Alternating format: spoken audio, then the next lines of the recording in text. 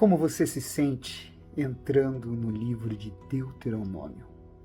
Eu me sinto abençoado, porque em cada um dos versículos que até aqui meditamos neste Devocional 2024, temos crescido espiritualmente e tem, com certeza, Deus falado conosco. De Gênesis a Apocalipse, siga conosco neste ano de 2024, neste devocional. Nós vamos do dia 1º de janeiro até o dia 31 de dezembro. E entrando agora em Deuteronômio, capítulo 1, 2 e 3, primeiro eu quero colocar aqui para vocês alguns pontos que eu anotei, como por que ler esse livro? Por que ele foi escrito? O que acontecia no mundo naquela época? O que buscar neste livro? Vamos entender um pouco? Primeiro, por que ler esse livro? Este livro, ele trata de dificuldades, provas e dúvidas. Mas também ele fala de promessas, esperança e confiança. Ele mostra que a fé, ela nasce, ela é gerada de um relacionamento vivo com Deus e não de uma forma automática ou mecânica. Deuteronômio, ele se resume a esta frase: dedique-se de todo o coração a Deus. Por que Deuteronômio foi escrito? Registra as palavras finais de Moisés, antes dos filhos de Israel entrarem na terra prometida. Um convite formal à nova geração para renovar a aliança que havia sido quebrada pelos seus pais. O que acontecia no mundo naquela época? Canaã era uma união de pequenas cidades e estados, compartilhando de uma cultura comum sob o controle político do Egito. O poder do Egito estava em declínio. A atmosfera política estava ficando caótica. O que você busca no livro de Deuteronômio? A aliança que Deus fez com os israelitas neste livro tinha semelhanças aos antigos tratados que os reis do Oriente Médio faziam com os seus súditos. Ou seja, Deuteronômio mostra que os israelitas eram súditos do Rei dos Reis. Eu quero que você se aprofunde neste livro, nestes próximos vídeos que vamos aqui juntos meditar. É importante você entender alguns pontos históricos e também espirituais, como por exemplo, Deuteronômio 1, capítulo 1 diz: são estas as palavras que Moisés falou a todo Israel, da além do Jordão, no deserto, na Arabá, defronte do mar de Sufi, entre Parã, Tofel, Labã, Azerote e Dizaabe.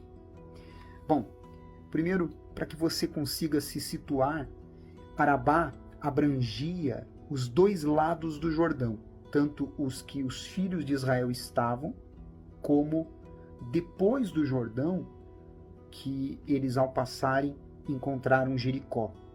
Se estendia para o sul, desde o mar da Galileia até o Mar Morto. E aqui nós vemos no versículo 3 que realmente foram 40 anos que eles caminharam no deserto, por causa exatamente da rebeldia, da murmuração, da incredulidade, porque nós podemos diminuir ou podemos estender o deserto, tudo dependendo da maneira como nós nos comportamos. A palavra de Deus diz assim no versículo 3: sucedeu que no ano 40º no primeiro dia do 11º mês, falou Moisés aos filhos de Israel, segundo tudo o que o Senhor lhe mandara a respeito deles. Aqui vemos claramente que eles chegaram ao pé, às margens do Rio Jordão, ali na divisa, na Transjordânia, quando se completaram 40 anos, como ele havia dito, para que todos os que foram incrédulos ficassem para trás e uma nova geração pudesse entrar na Terra Prometida. E o capítulo 1, o capítulo 2 e o capítulo 3 de Deuteronômio é uma relembrança. É Moisés fazendo um discurso aos que ali estavam, relembrando a eles como foi cada momento marcante naquela jornada. E sabe por quê? Guarde isso que eu vou falar para você. É bom relembrar para não esquecermos de onde saímos e como chegamos até aqui. Isso é muito importante. Sempre olhe para trás, não para ficar com saudades de onde você saiu, mas olhe para trás para lembrar de onde você saiu e dar valor àquele que te trouxe até aqui e lembrar como você chegou até aqui. É forte, né? A palavra de Deus, meu amigo e minha amiga, nos mostra cada detalhe nestes capítulos, como, por exemplo, quando fala sobre a nomeação dos auxiliares de Moisés, a separação dos 12 homens que foram à terra de Canaã, o relatório dos espias que foi recebido com incredulidade, que foi ali o momento em que eles perderam a oportunidade de entrar na terra prometida, o castigo de Deus, como disse, o povo derrotado em Horma, porque foram teimosos e foram à guerra, Deus tendo dito que não era para eles irem, a jornada de Cádiz a Zered, a travessia de Ar e Arnon, vitória sobre Seom, o rei de Hesbom, a vitória sobre Og, rei de Bazã, a distribuição da Transjordânia,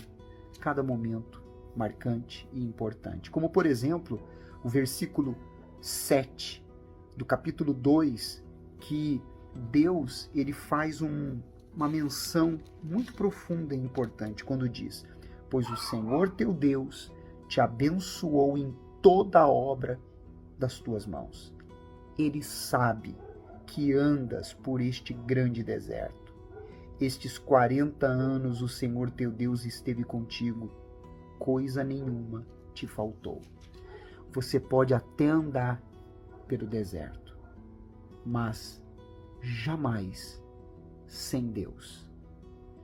Você jamais pode abandonar Deus, mesmo no deserto, porque aí coisa nenhuma te faltará.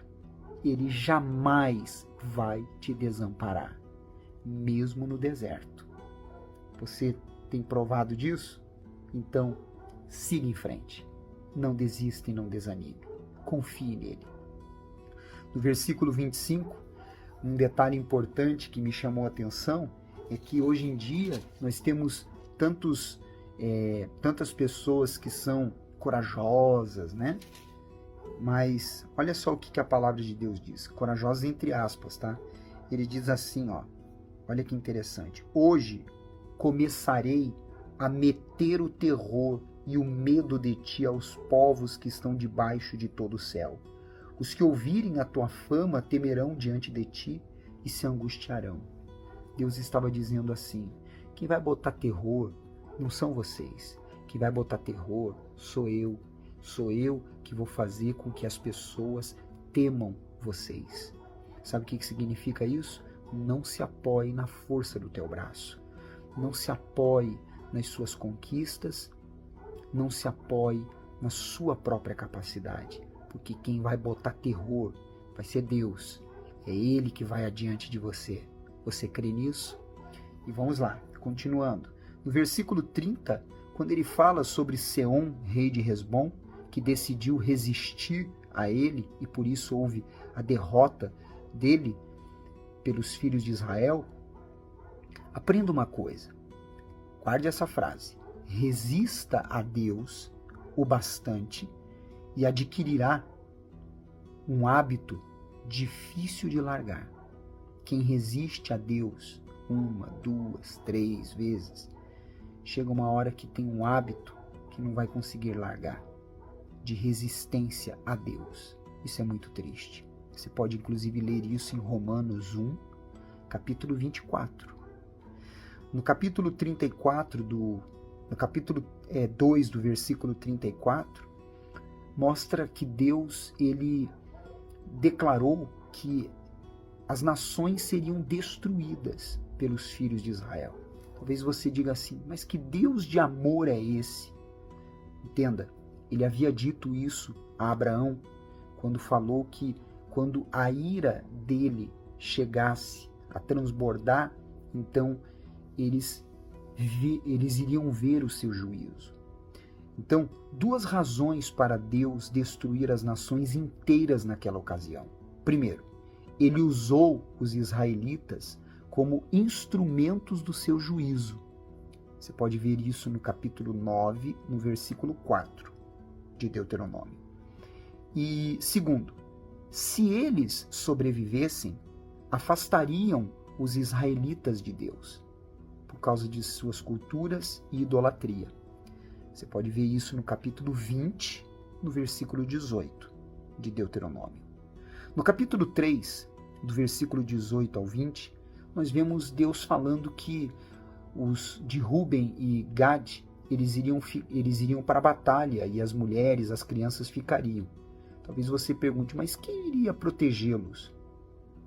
Homens com menos de 20 anos ou acima de uma determinada idade permaneciam no arraial, além dos que tinham casa ou plantação nova adquirida, e aqueles que tivessem prometido casamento ou se estavam em lua de mel, eles eram liberados. Você pode ver isso no capítulo 20, do versículo 5 ao 8. No versículo 21 e 22, nós vemos Deus no capítulo 3 nos ensinando que a peleja é dele. Ele diz assim, olha só que interessante. Também nesse tempo dei ordem a Josué dizendo, os teus olhos veem tudo que o Senhor vosso Deus tem feito a estes dois reis? Assim fará o Senhor a todos os reinos a que tu passarás. Não os temais, porque o Senhor vosso Deus é o que peleja por vós. Quando nós estamos vivendo debaixo da vontade de Deus, da palavra de Deus, é Ele quem peleja por nós. Então, se alguém tentar atingir você, vai ter que passar por Ele. Tá certo? E no versículo 26, Deus diz basta para Moisés, quando Moisés pede para entrar. E ele diz, não fale mais sobre isso. Me chamou a atenção esta palavra, porque será que Deus não tem dito para você em alguma ocasião basta, e você tem teimado com alguma coisa e Deus tem falado basta, não fale mais sobre isso? Porque uma coisa é teimar, outra coisa é perseverar. Perseverar é debaixo da vontade de Deus. Teimar é sobre algo que você quer para o teu bel prazer ou segundo a vontade da tua carne. Pense nisso. E para terminar, no versículo 28, a palavra de Deus diz assim, olha só, dá ordens a Josué e anima-o e fortalece-o. As tuas palavras têm animado e fortalecido quem te ouve? Ou tem colocado desânimo e fraqueza sobre as pessoas? Pense nisso. Isso é muito forte. O que sai da nossa boca tem que animar e fortalecer os que estão ao nosso redor. Não esqueça, você é especial para Deus. Amanhã continuamos Deuteronômio. Até lá.